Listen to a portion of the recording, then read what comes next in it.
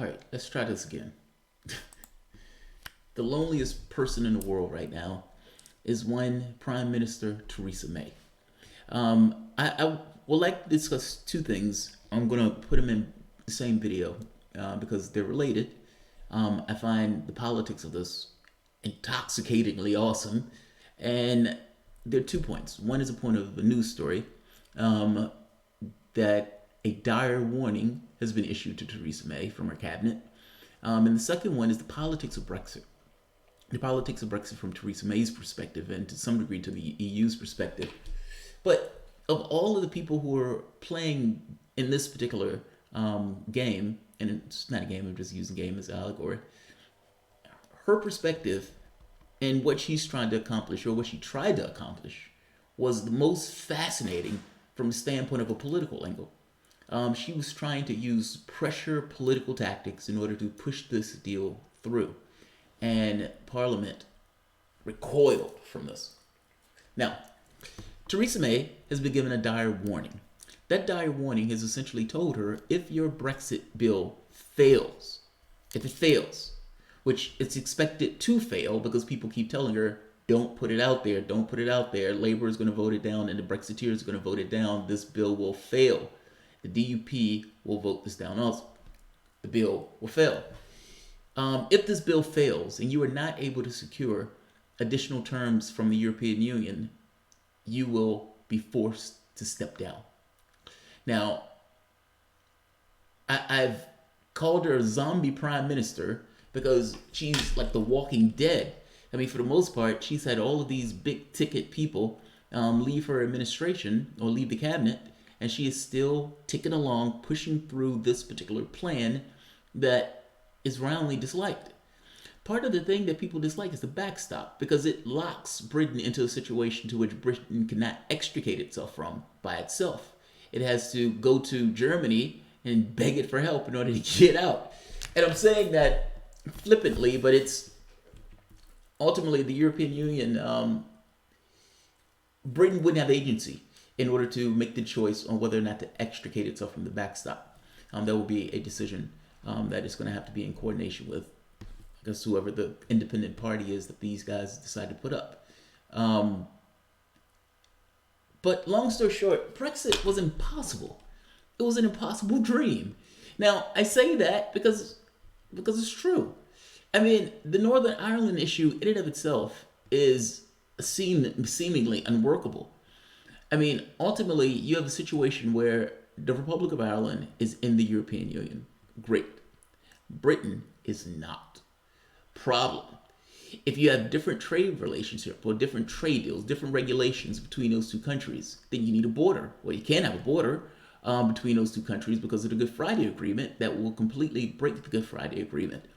Here's another option. You can give Northern Ireland to the Republic of Ireland, let those two merge back together, and let them be in the European Union together. Problem solved.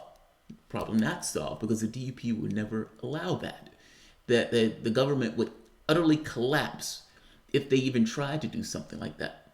So it becomes this kind of unworkable situation where they have to conjure up this idea of magic and technology in order to come up with this kind of, esoteric solution that's going to take place sometime in the future. The dire warning is serious. They've been leaking information, conversations where they've been telling Theresa May that she should step down. There's been other situations where they've, been telling her, don't put this deal out there. This deal is going to get voted down. This looks ominous. Now, on the second point, the politics of Brexit from Theresa May's standpoint. And this video is not going to be long because I have two of these videos that I want to do. One with a change in Jeremy Corbyn's tenor. He's done a U-turn. He's talking about all options being on the table. That's the other point to this, though. Jeremy Corbyn has been working ferociously with the other members of even Tories, Tories that were disaffected with Theresa May's deal. He's been working with them because he's trying to create a minority government, and he's stressed that he's ready to step in on day one to restart negotiations with the European Union. Now, Germany has said, we're not doing any more negotiations. Here's the catch. Politics. Now, politics is a fascinating fucking thing because the reality of things oftentimes doesn't necessarily line up with the politics of things. Oftentimes, the politics, the narrative that's shaped, the reality that people try to shape in order to get people to believe a particular thing that's true, in order to get them to go in a particular direction, is sometimes different than the actual reality of those things. Think of voter ID laws. Voter ID, voter fraud that these guys are talking about doesn't exist. I think it was like, one, like less than 1% or some ridiculously low number. But it's an excuse that they use in order to go after people, in order to make it difficult for people to vote. You only need to shave a few percentage points.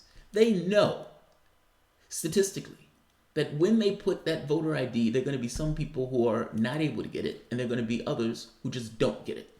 Yes, they may have the potential to get it, but no, they're not going to cross that hurdle in order to get it.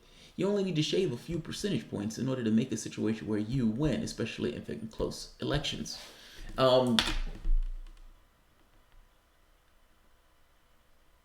reality doesn't line up with what's taking place. But again, they use this voter ID thing in order to shave off and suppress the vote. The reality of it doesn't necessarily apply. I'm making the point that the Brexit negotiations that are taking place with Theresa May, some of this may also follow a similar path. The reality being different than the politics that's taking place. So, from Theresa May's perspective, she's tried to put a pressure situation where it's my deal or no deal. It's this Brexit deal or nothing. You're going to have to go to your constituents and explain to them that you voted down the biggest deal of our lifetimes in regards to how things are going to be shaped. And if this turns into a Mad Max Brexit, it's on your head. Now, that's the pressure situation that she wants to implement when she's going through and saying there's no deal, it's my deal or no deal. Brussels is not going to negotiate anymore. This is all there is. Parliament, however, put the kibosh on that. Because Parliament, in addition to getting a meaningful vote, voted down 3 items the other day, last week. A, contempt. The first time a government has been held in contempt in UK history. That is a damning indictment and embarrassing that they wouldn't publish the legal study.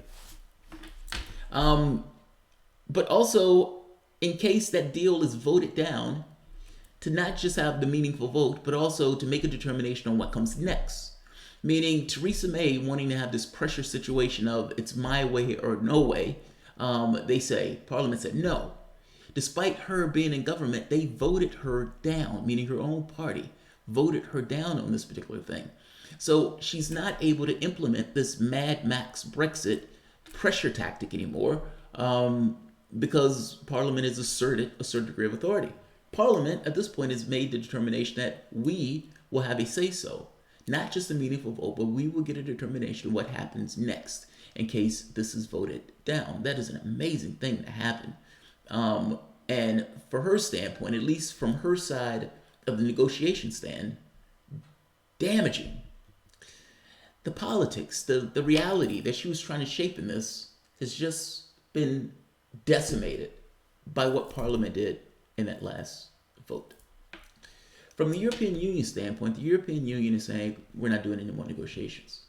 Is that true or is that false? Well, if Theresa May's vote gets voted down magnificently, it's very possible that they are taking that particular stance, not because it's true, but maybe because they want to put pressure on Britain to sign up to this particular deal. We don't want to keep going back and forth on this particular deal. This is our final say. Is it really their final say? Who knows? Maybe, maybe not. And the fact of the matter is, if this deal gets voted down, we have no idea what's going to take place. Theresa May's government may collapse.